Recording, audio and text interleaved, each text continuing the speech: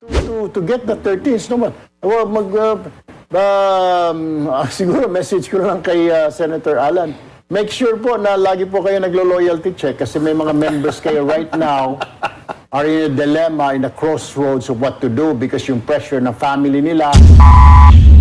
Nako, ito na ho mga kababayan. Nagsalita na itong si Senator Loren Legarda. Unconstitutional yung ginawa ng Maletagang na pag-agaw sa kapangyarihan sa Senado. At dito rin ho sa video na to, pag-uusapan ho natin ng interview nitong si Eric Sylvester. Na kung saan butatahan na naman ho siya dito kay Atty. Trixie Cruz Angeles. Huwag ka na kasing pumalag. Pambihira ka naman o. Pero bago ulit na yan, like at subscribe. Masaya na ho tayo dyan at sa mga gusto sumali sa ating community, yung join button nandyan lang ho sa baba. Pakinggan ho natin ang mga punto de vista ni Senate President Pro Tempore Loren Legarda kaugnay sa ginawang pag-agaw ng Maletagang sa kapangyarihan sa Senado. Eto, panoorin ho natin to. Nagkagulo eh. Kasalanan ho yan ni Chis Escudero. Ang linggo ngayon, kalmante, manalangin, magnilay-nilay tayo, ipanalangin natin ang ating mga leader, ipanalangin natin ang bansa natin, mahalin natin ang bansa natin, ha? Yan ang importante ngayong mga panahon na to dahil kung hindi ho natin gagawin yan, sinong gagawa niyan para sa bansa na to? Diba? Tayo-tayo lang ho talaga mga kababayan. Alam naman yung mga Amerikano pagdasal nila mga Pilipinas. Oh, sana gumanda ang ekonomiya nila. Hindi, tayo ho yan mga kababayan. Trabaho ho natin yun. Bawat Pilipino. Pagdasal ho natin, mapapinglawan, dilawan, Talyanista, Saymada, DDS, lahat to ipagdasal natin para ika nga yung iba mahimasmasan, yung iba hindi na mag-drugs, di ba? Marami ho tayong ika nga marami hong pwedeng gawin, marami ho tayong pwedeng ipagdasal dito sa bansa na to. Mula sa mga leader natin papunta doon sa barangay tanod. Kaya ho natin yan mga kababayan. Ito si Senator Loren Legarda. Sa mga kapwa ko Pilipino, malinaw na nakasaad sa konstitusyon. Walang sinumang senador ang maaaring lehitimong tumayo bilang Pangulo ng Senado batay lamang sa 12 boto. Ito ay pinagtibay sa ilalim ng 1987 Constitution. Sa Article 6, Section 16, Subsection 1 ng 1987 Constitution. The Senate shall elect its president by a majority vote of all its members. Ang ibig pong sabihin, makakapaghalal lamang ng isang Senate President kung makakuha siya ng mayoryang boto ng lahat ng miyembro ng Senado. Ayon po sa konstitusyon, 24 ang kabuuang bilang ng mga halal na senador.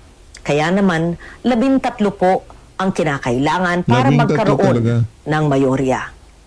Nakalagay din sa alituntunin ng Senado sa Rule 2, Section 2, na the officers of the Senate shall be elected by the majority vote of all its members.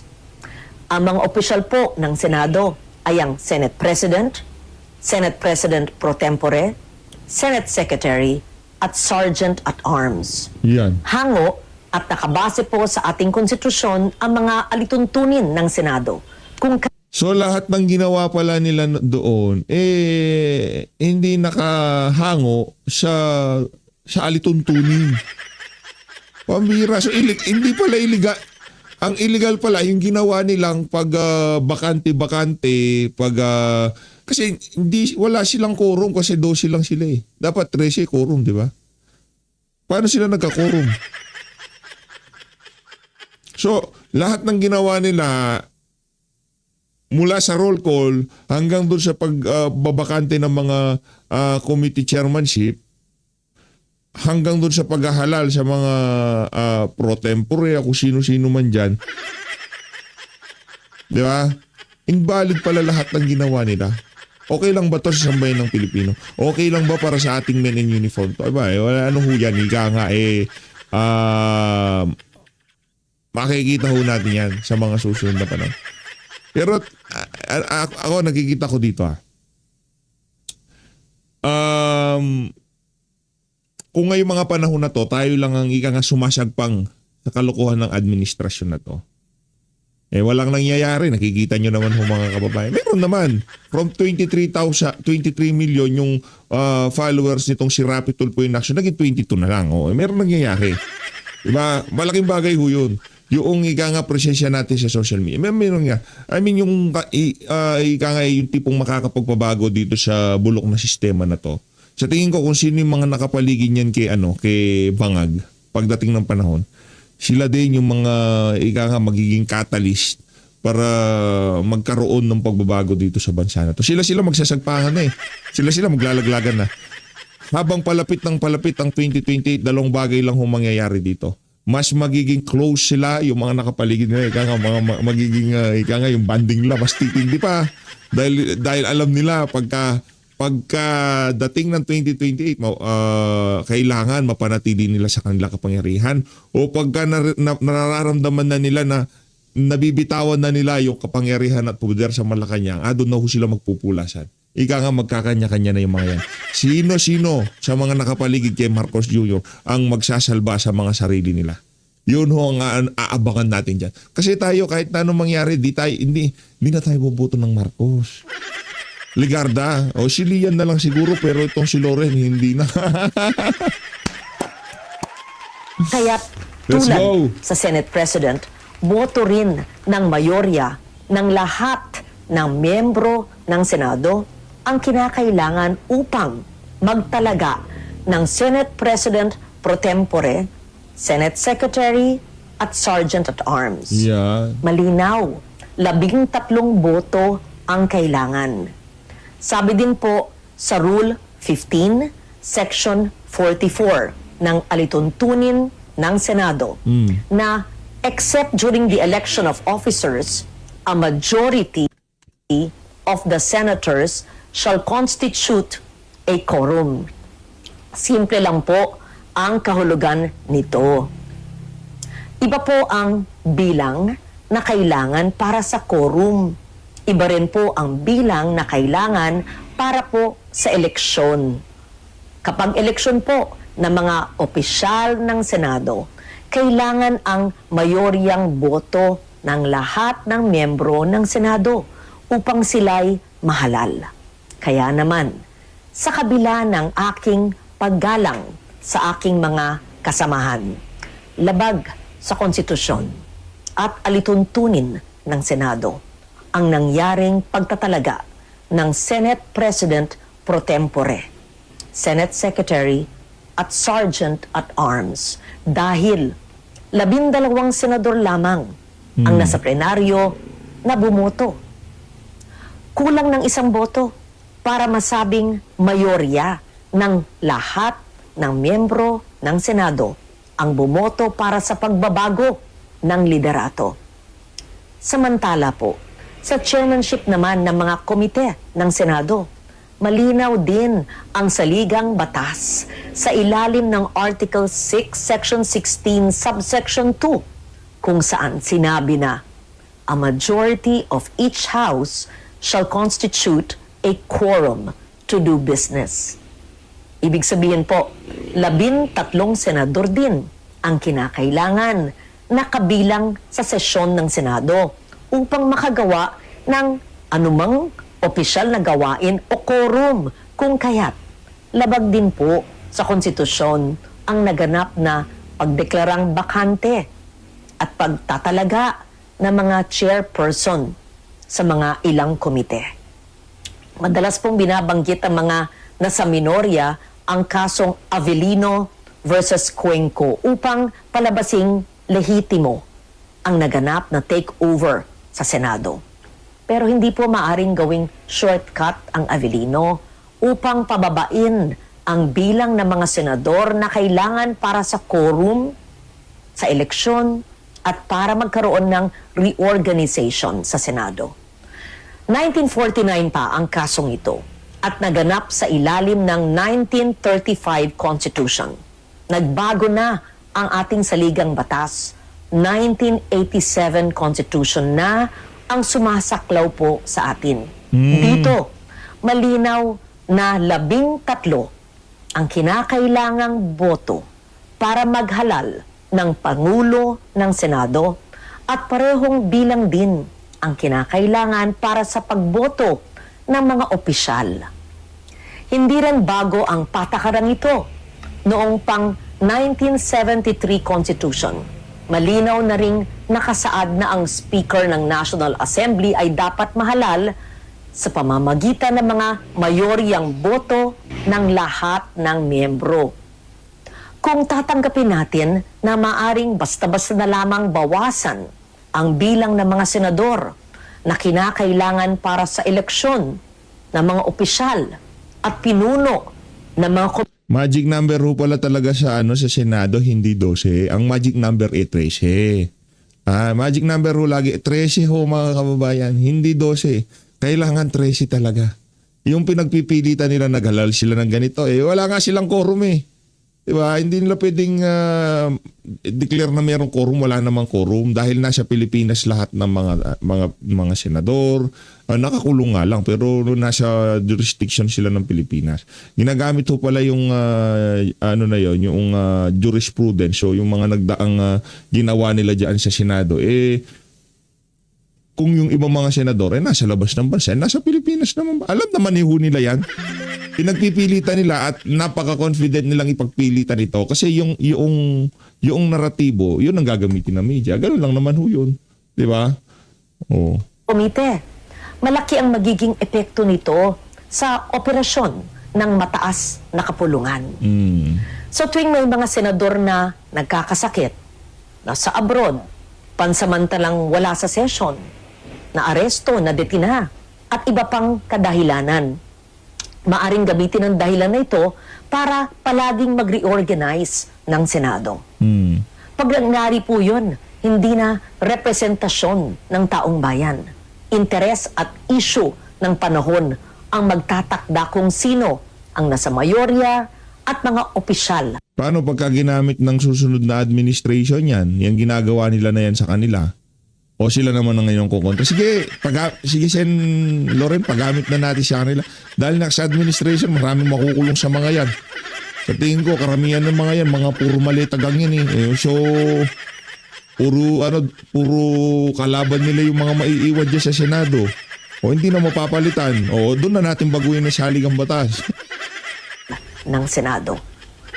Ang magiging labanan na lang ay kung sino ang makakapagbawas ng pisikal na presensya ng kabilang panig sa bulwagan. Dapat manatiling representasyon, interes ng nakararami, performance ng bawat isa, at issue ng panahon ang batayan kung sino ang magiging mayorya at pinuno ng Senado. Ang konstitusyon, ang gabay ng ating demokrasya. Ito ang dapat nating ipaglaban para sa Senado, para sa ating mga institusyon, at higit sa lahat, para sa bawat Pilipino. Si Loren Legarda po, ang inyong Senate President pro tempore. Maraming salamat. Yun. Maraming salamat, Sen Loren ha. Kahit na mabanggit ang pangalan mo ng 18 Marine, isa ka sa mga nanindigan, di ba? Good luck na lang, Sen Loren, kasi kung may sabit ka talaga, diniliveran ka, wala naman tayong magagawa doon. Tayo naman dito, yun lang pinanghahawakan natin. Kung ano yung mga sasabihin ng Marines, kontrahin mo, dumalo ka sa hearing. Hindi tayo bias dito ha, hindi porket kaalyado yan ni Sen, no? Sen SP Cayetano, ganun na rin ho yung natin. Ika nga, wala na tayong, para tayong mga dilawan at pinklawan, talyanista at seymada, pagka ganun ho tayo mag-isip. Ano lang ho tayo, focus ho tayo doon sa gusto nating mangyari na kung saan hindi pwedeng pagkakalaban pagkakampi absuelto, pagkakalaban talagang didikdikin natin. Ang gusto natin mangyari dito, si Sen Loren, punta ka sa next hearing, tanungin mo, kumprontahin mo, mag-usap-usap kayo dahil doon tayo magkakaalaman. Ika nga. Punta na ho tayo dito kay Eric Sylvester. Dito ho yung pagsoplak sa kanya nitong si Attorney Trixie Cruz Angeles. Game! And the spokes is back, still with Senator Erwin Tulfo Yo. and Dean Santa Maria. Our hanging question, what do you think was the intention of Senator Alan Peter Cayetano's bloc when they insisted on conducting the hearing yesterday? Well, actually, we've heard Salamat kay Sendoren Ligarda. Salamat. Hindi isa sa mga hindi bumigay sa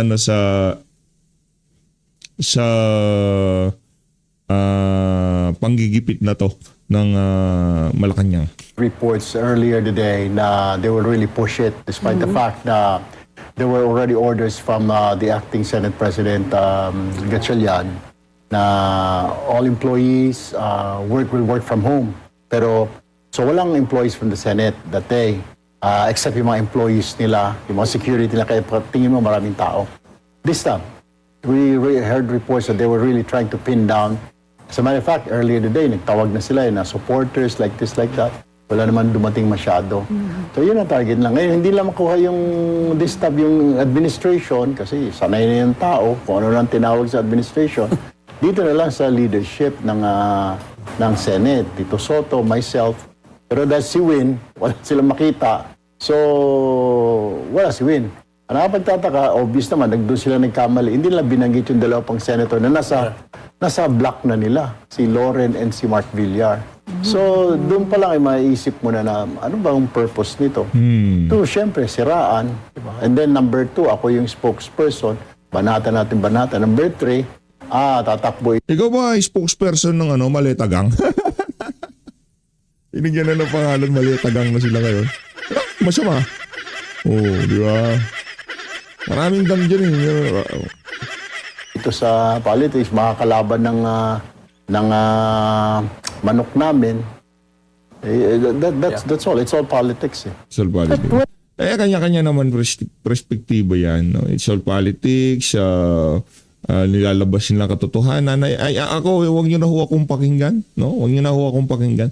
Ano na lang tayo dito kung ano yung nakikita nyo sa, di ba, sinasabi nila, politika yan. Magtatag-ulan na. Okay, magtatag-ulan na. Kung talagang politics lang yung binabato na yan kay Erwin Tulfo, dapat walang baha. Okay? Kung walang nagnakaw ng flood control, kung kasinungalingan yung sinasabi ng mga bodyguard ni Zaldico na nag-deliver ng mali-malitang pera, ha? O sinong nagnakaw? Hindi naman pwede si PH update ang nagnakaw. Ano nang tokwa? Pati ako, nadamay ako dyan. Pambira, mga vlogger nga ginigipit nila nung 19 Congress eh. Petrong Garapata. Diba? Sige, ganito na lang. Kung pupolitika yan, ba't ang daming lubog pagka ika nga umutot lang ang palaka, lumulubog ang kalsada? Ano nangyari doon? Pambihira What's naman. the legality of yesterday's hearing? Dean Mel, Ako para sa akin, from the beginning, I am of the opinion that talagang it is illegal. Illegal. Alam mo, it was to create a political illusion. Wala nang power. Wala nang power si Senator Alan Peter Cayetano. So, para lang sa akin, ang ginagawa kahapon was to preempt, parang an advanced delegitimation Paldo na naman tong si Kuya.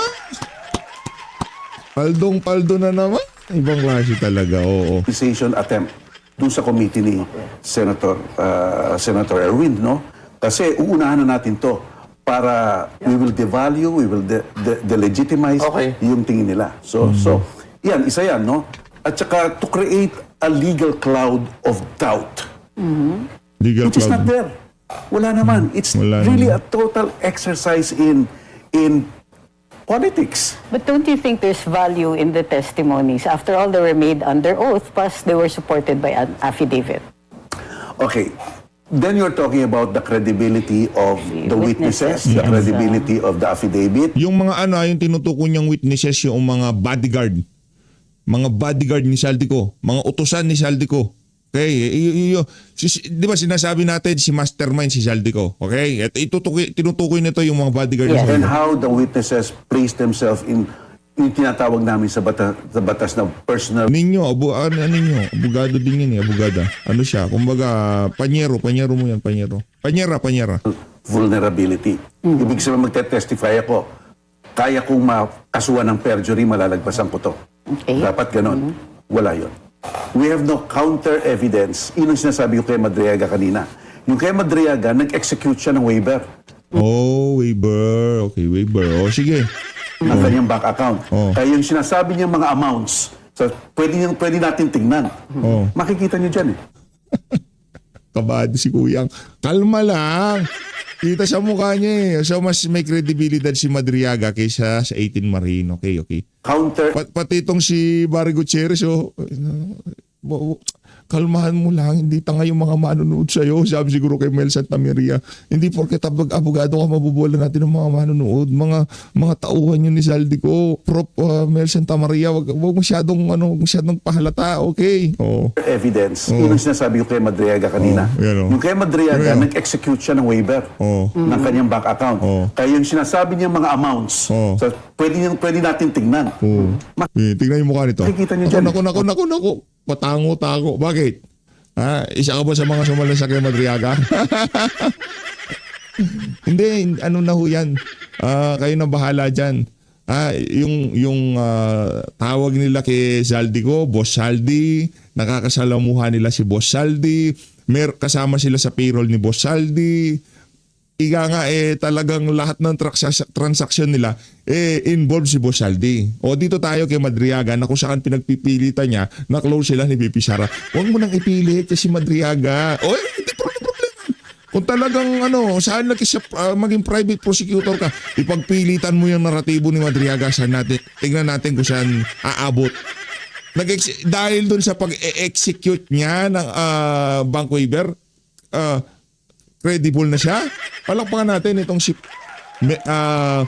Dean Mel Santamaria, pambihira. But don't you Kung think hindi niyo that... makita dyan, panalo si Sara. Let me just add to that Siya talaga. Noong 19 Congress, siya ho ang punong abala pagdating sa media relation. Diyan sa House of Representatives. Tama mali. Ikaw ang nag-organisa doon sa mayat-mayang pagpapapreskon noong mga miyembro ng TWADCOM. Mula sa siguro pati yung Young Guns, ikaw din ang nag-formulate doon.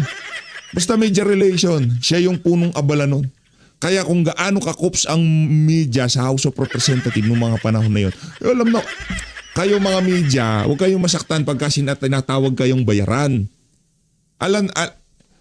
Buti na lang wala tayo sa media.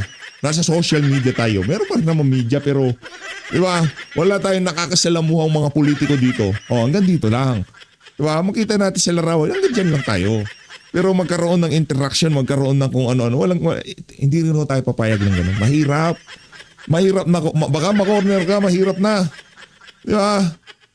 Ngayon, tanungin ko kayo, etong mayat-maya meron nag-i-interview na to sa kanila. Yung mayat-maya meron silang binabanatang mga politiko.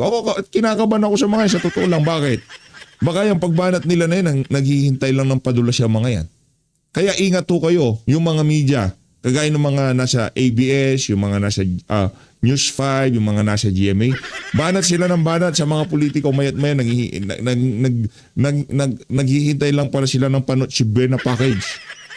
Mel was saying, Attorney Trixie, Attorney Barry. First of all, we declared na yung hearing ng Blue Ribbon is Monday. So, unang-una, illegitimate na kagad doon, illegal. Because the acting Senate President also said na walang hearing, let's move to Monday. Pangalawa, kahit naman nung pa sila, it's not on the record. It's not on Walang the record. stenographer, walang recorder, etc. Yung video. Walang kwenta, stenographer, recorder, walang kwenta. Valid, hindi valid. As long na nakita na ng sambayan ng Pilipino kung bakit mangyayari sa kanila na yan sa malapit na hinaharap yung kanilang paglubog dahil yan sa pagnanakaw ng mga ganid na politiko sa pera. Okay? Walang problema yun. Recorder ko. Walang kwenta yan. Anak ng toka. Wala. So, saan nila dadalhin? So this will not form part of the Senate No, record? kasi wala nga tao sila lang. Ang talagang target nila, nag-imbita sila ng media na kukunan sila ng media, mainstream. So nandun, at saka yung mga vloggers nila, pinick up lang sa mga media. Yun, pero yung recording wala. So paano yun? Paano rin, hindi rin tatanggapin ng ombudsman yung kanilang hearing kahapon o whatever yung sinasabi ng hearing nila because it's not official, because it's illegal. sayang lang. Di talagang, ang purpose lang nila, Attorney Trix and Attorney Barry, para pahiyain yung mga tao at keep on talking. Alam nila parang trial by publicity. Hindi, walang problema. Trial by publicity. Wala naman kasi paano kayong hindi ita-trial by publicity? Wala din naman kayo kinakasuhan ng ombudsman. Hindi kayo niimbestigahan ng NBI. Hindi kayo niimbestigahan ng DOJ. Sino magta-try sa inyo? Hayaan na natin yung publiko ang magsabi sa inyo. At least hindi bendalo, di ba? Hayaan na natin magsabi ang taong bayan kung totoo ba sinasabi nila o hindi totoo sinasabi nila. Ngayon, pagka lumubog yung yung Metro Manila, Bulacan, Laguna, Pampanga, pagka landslide, sira yung kalsada, palpak yung mga infrastruktura, doon na lang sila magtatanong sa sarili nila. Meron ba kahit nakatiting na katotohanan yung binanggit ng yung mga Marines dito? Dahil bakit kung kasinungalingan yung sinasabi ng Marines, bakit nangyayari ito? At kung hindi sila ang tumanggap ng pera, hindi naman pwede Duterte supporter ang tumanggap ng pera. Sila nasa administrasyon. Hindi ko sinasabing tumanggap ng pera galing flood control itong si Boy. Okay? Hindi ko sinasabi. Malay mo, meron silang dealing na itong si Saldico. Meron silang business or what, diba? Hindi natin alam. Pero sigurado natin dito, trilyon ang ninakaw sa sambayan ng Pilipino. Ang sinasabi ng mga diniliberan daw nila ng pera galing kay Saldico. Ang problema dito, si Saldico ang appropriation chairperson. Siya ang tinuturo ng mga kontraktor na sa kanila sila nagbibigay ng persento sa mga proyektong nakukuha nila sa pamahalaan. Ngayon, yung mga pera na yon, saan napupunta? Kay Saldico. Yung mga tauhan ni Saldico, ano sinasabi nila? Dinideliver sa bahay ng mga politiko. Anak ng toko, walang investigasyon sa pamahalaan. O sino magtatry sa inyo? Hayaan na natin ang publiko. Nakuha niyo ba mga kababayan? O pagsalitain na natin Dito sa social media. Can I just add? Kasi, just my opinion, no? Para bang they're weaponizing the Senate's prestige to be able to talk, to be able to publish, to be able to get reporters and show their piece. No? But at the very same time, they know that their authority is already clouded because of a new majority. So ang Si iniisip Barry Gutierrez na ano siya naman. Labo na hindi ganun yun. Kahit alako lang po yung batas. Nababasa ko ang 1987 Constitution, dapat 13. Paano magkakaroon ng acting? po ngayon, tama. Why then are they doing this? Di ba? Yun ang mga tanong mo eh. Because parang wine-weaponize nila yung Senate's reputation na magnet sa mga media so that meron silang forum. I want to focus on a particular thing na lumabas during yung testimony kahapon. Ito yung supposedly nagpalit daw ng pesos to dollars para bayaran yung mga ICC investigators. Patingin ko kayo pareho kasi DMEL, ICC, alam naman nyo yung ano rin. So, Ang mukha ng walang alam. Ba't di ka makatingin? Yung composure mo, yung body language mo, Brad, sinungaling ang dating. Ayusin mo next time, ha? Pag meron kang engagement sa media, huwag kang ganyan para kasisiw na binatukan. do you think, TCD yun meron. Well, I think it's funny. It's funny. And even absurd. Di ba, napakalayo eh. You know, the idea of putting this case sa ICC is precisely the geography. Kaya nga meron tayong Republic Act 9850. Paano yun? Merong ebidensya. Merong picture yung na talagang inahatid sundot nila. Yung mga ICC member sa airport. Paano nakakatawa? Anak ng tokwa, nakita nyo naman mga kababayan kung sinong kasalamuhan itong si Trillanes na di umano siya ang ikangapunong abala sa mga ICC. At yung hotel ni Saldi, doon sila naka-check-in. Pamilya. Sapagkat dito sa Pilipinas, wala tayong expertise ng crime against humanity. Ni isang piskal, ni isang korte, wala pang dumidinig at naglilitis ng crime against humanity. Kaya sabi nga nila Senator Miriam Defensor Santiago, Dick Cordon, bakit hindi natin ilipat muna doon sa mga expert? Kasi yung geography, yung layo, talagang it will insulate yung mga ugong-ugong na mabibigyan, may impluwensyahan. So, para lang sa akin, natatawa ko doon. It's amusing. Huwag na natin bigyan ng yung parang weight yung statement na yan. Huwag na natin bigyan ng weight kahit na yung perang pinapalit nila galing sa pera ng sambayan ng Pilipino. Yung pinapilit na lang peso papuntang dolyar, huwag na natin bigyan ng weight. Kasi nga naman maraming madidiin na politiko. Yan, si Mel Santa Maria. Anak ng toko, yan sinasabi ko sa inyo. Hindi porket abogado nagsasalita, papaniwalaan nyo kagad. Hindi ako naninira sa kanya. Ang naninira sa kanya mismong sarili niya. Pagka Madriaga, dahil bank waiver, okay lang kasi kalaban yun eh. Banat yan kay, kakampiyan, banat yan kay Sara. Di ba? Pero pagka yung pinapapalit na pera, kahit galing pa sa Kaban ng Sambayanan, ay baka mahirap na, di ba? O, yung sinasabi ko sa inyo, babantay ko kayo sa mga Ako, pinaparinig ko na ho sa inyo. Para at least, kung ano man ang naririnig ko at ano man yung mga punto de vista ko, maibabangga nyo dun sa inyo. Diba? Kung ano yung masasabi nyo dito sa mama na to, kay Mel Santa Maria, dalawa na tayo. Kumbaga, dalawa tayong sasalansan sa mga kabalbalan itong abogado na to. Ganun lang naman ho yung mga kababayan. Di ko sinasabi dito na tumanggap siya ng pera. Pero yung naratibo niya, anak ng tokwa, abogado ka ba ng Maletagang? Muulan ba? Naku, muulan. Delikado yan. Mel Santa Maria, umuulan. Yung panggawa ng flood control, pinapalit ng dolyar, palakpakan. Di ba? At saka ito na lang ho, isipin nyo na lang. Sa ang daming pwedeng anuhin, ang daming pwedeng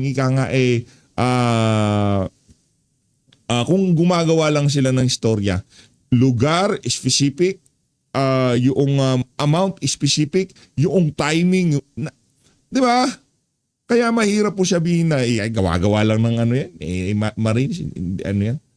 Kalokohan. Ako na kung sasabi sa inyo. Pagka meron nagsabi sa inyo na sinasabi nila gawa-gawa ng Marines yan, hindi dahil yung mga Marines tumatayo para sa sambayan ng Pilipino at para malaman ang buong katotohanan sa mga manumalyang flight. Hindi dahil. Ito ho, base lamang kung anong nangyayari ngayon sa ating bansa.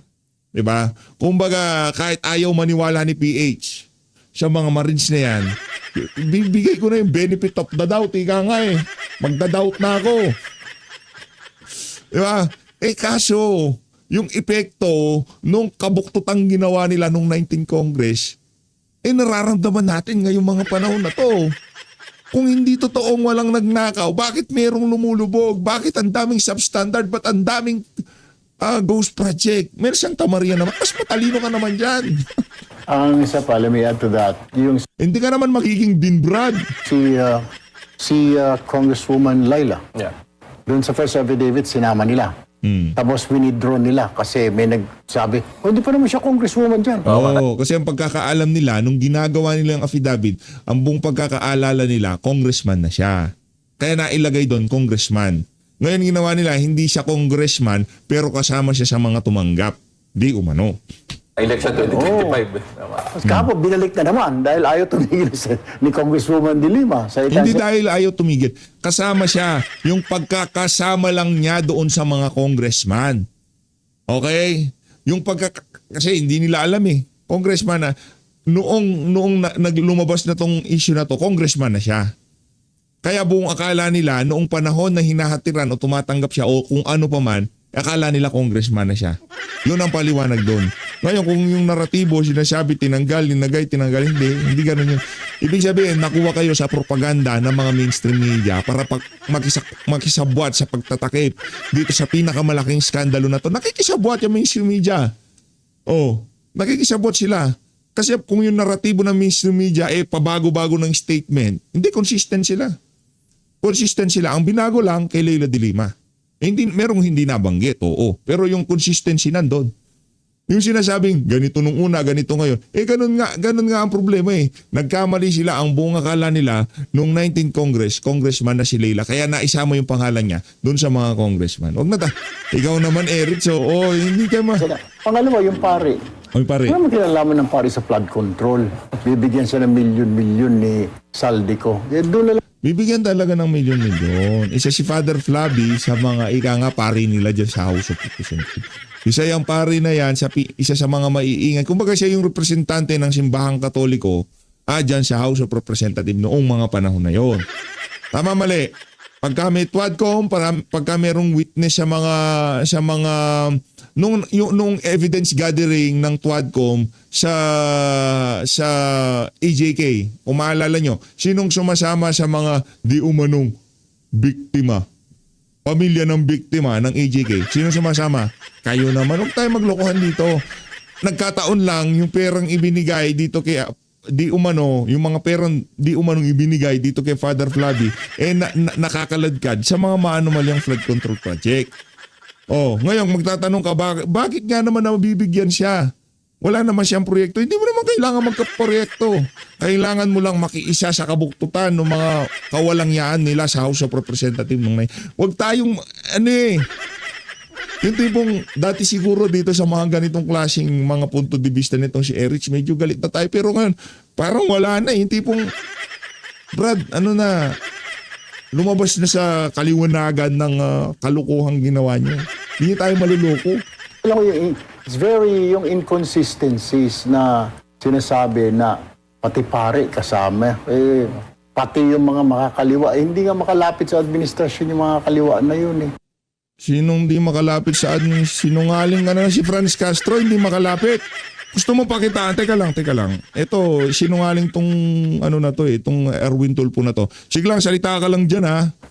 So, Hindi, I don't know. Hindi ko rin mabibitawan natin yung hindi makalapit. Hindi makalapit yung mga makakaliwa. Sigurado ka? O, sige. Tamba.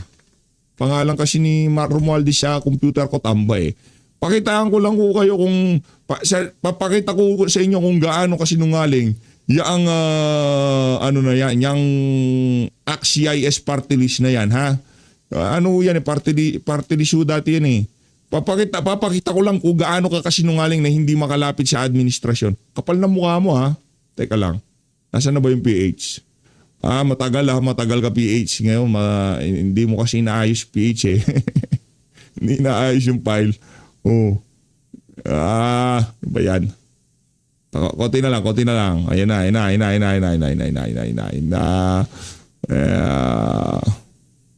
Bayan? Saan na yun? Bayan.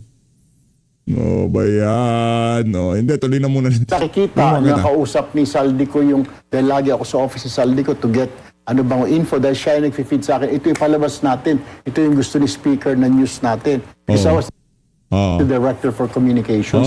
Siya sumalan sa noon.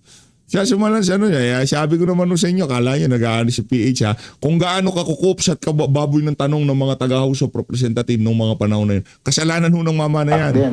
Pero hindi ko sila nakita. Nakikita ko yung mga party leaders, mga senior leaders ng Congress. Yun nakikita ko, mga ordinary congressman. May mga bit-bit na mga folder, papel, mga program of work. Na ganito kakapal. Naku, sinasabi ko sa'yo, nadudulas ka eh. Senator Marcoleta, nakita ko rin, may dalang program of yan, Senator Marcoleta na, yari, naloko work. na. Kaso mga last days na yon, hindi na siya pinapansin kasi daldal siya ng daldal.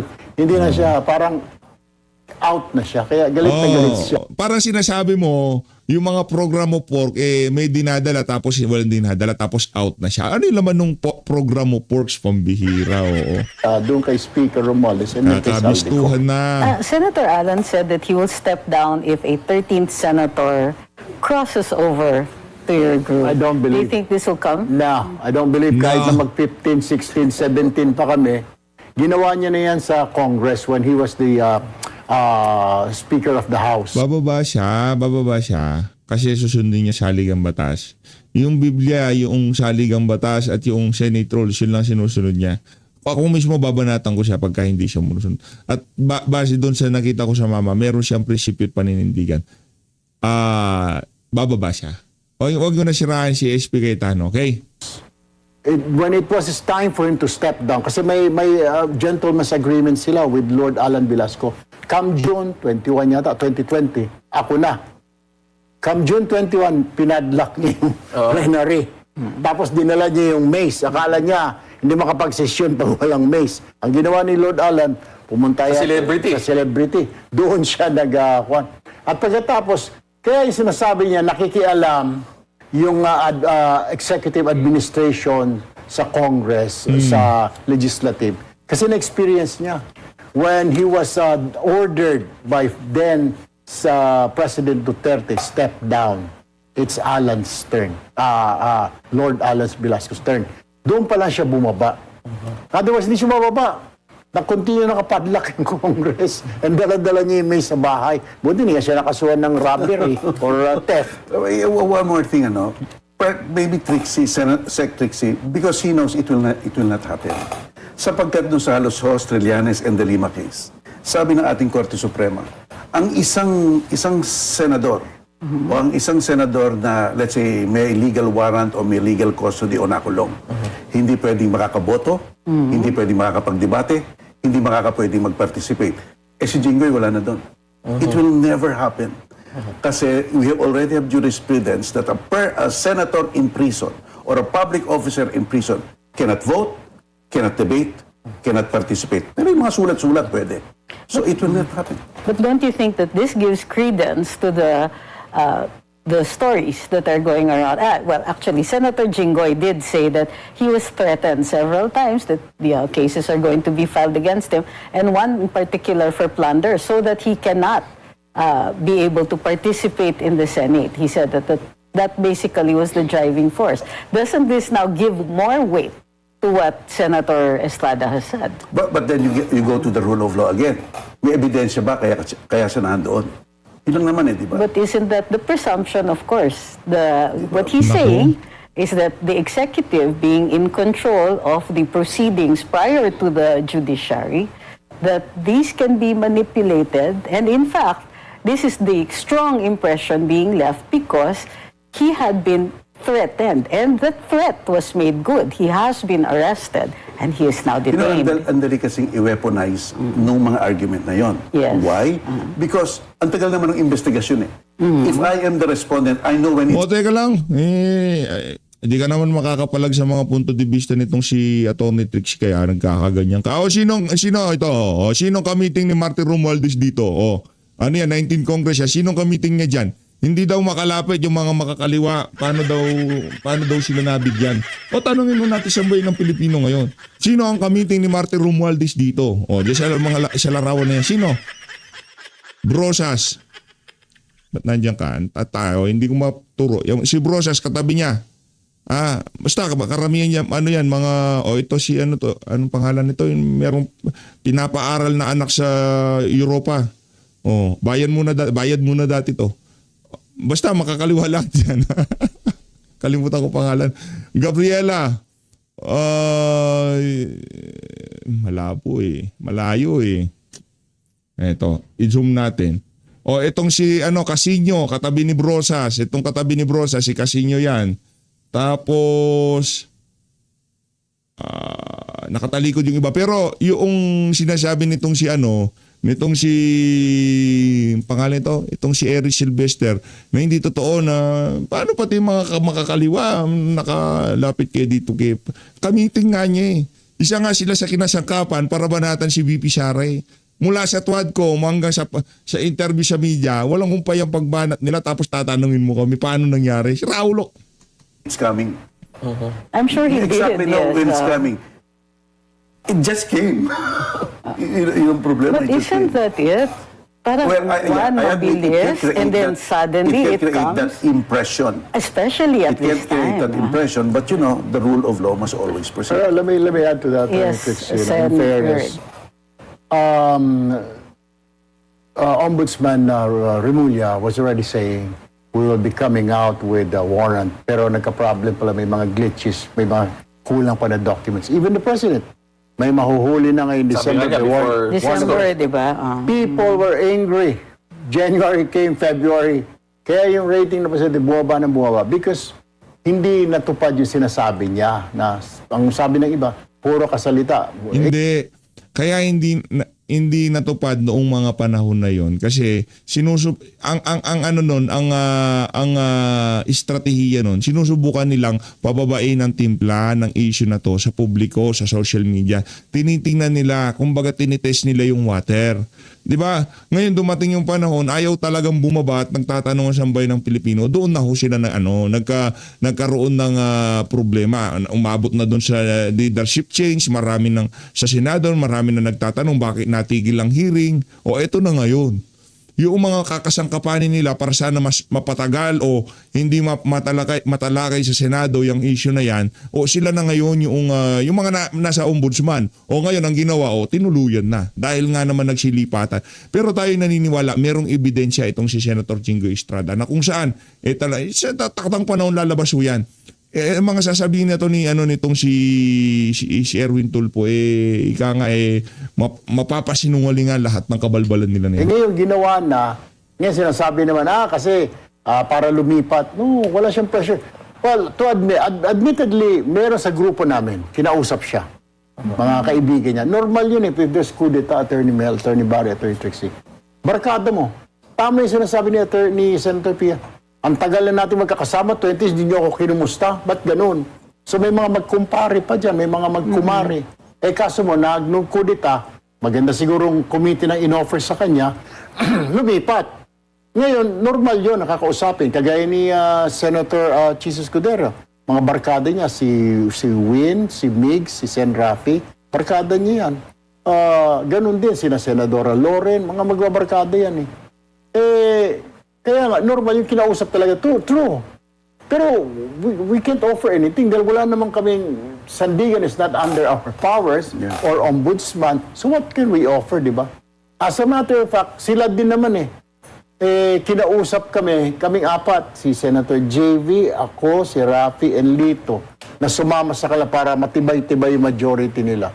We said no, kasi mali yung paninindigan Ang isang Depende lang kung ikaw yung nakatanggap ng maleta, mali talaga yung paninindigan nila na matuloy ang hearing, ma-resolve itong issue ng mga maanumalyang flood control, malagay sa kulungan yung mga mastermind. Kung isa ka sa mga kasabwat, di ba, talagang mali yung paninindigan nila. Pero ngayon, kung hindi ka kasama sa flood control, talagang gugustuhin mo na malaman ang kaibuturan nitong issue na. Alam naman natin Ngayon, yung mga nakatanggap nasa kapangyarihan, pinagtutulong-tulungan na sambayanan. Hindi nyo ba nakuha yan?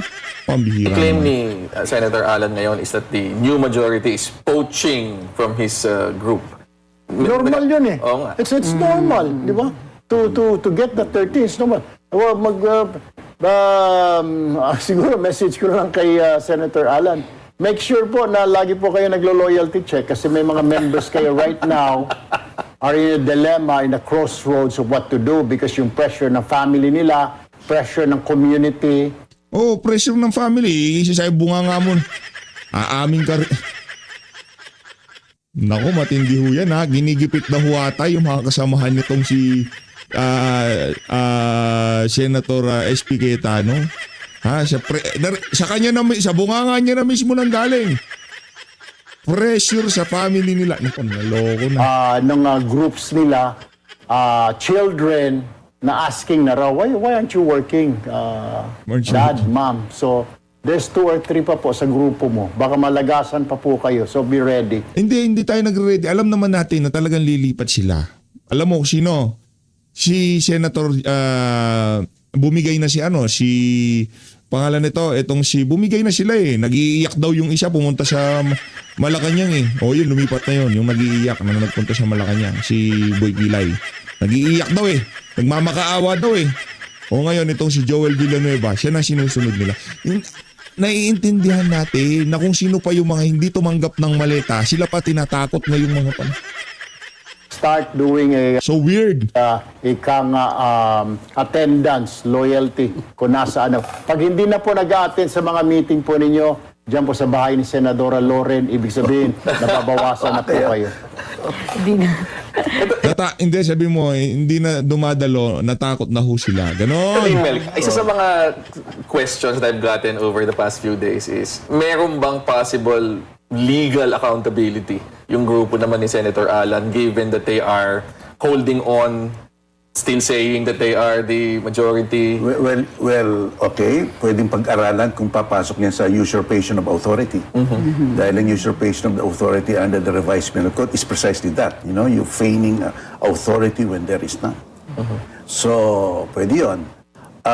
Obstruction of justice, nung araw, yung mga kilabato. Pero baka usurpation of authority, no? Pero, well, titingnan pa natin. Kasi, siyempre, revised penal code, there is no crime when there is no criminal mind. Yeah, that's so, true. yun yung mga elements na dapat patunayan. Ayun, pagdating sa pagbabasa ng batas, magaling naman talaga yan. Kaso pagdating doon sa mga tatamaan ng batas, ito din lumahusay yan si Mel Santa Maria. Ayun na nga, dito na unahan tatapusin ang ating reaction video kung sa mga kabalbalan na to ni Mel Santa Maria. Maraming salamat to sa pag-support sa PH Update. Mag-ingat po kayo lahat.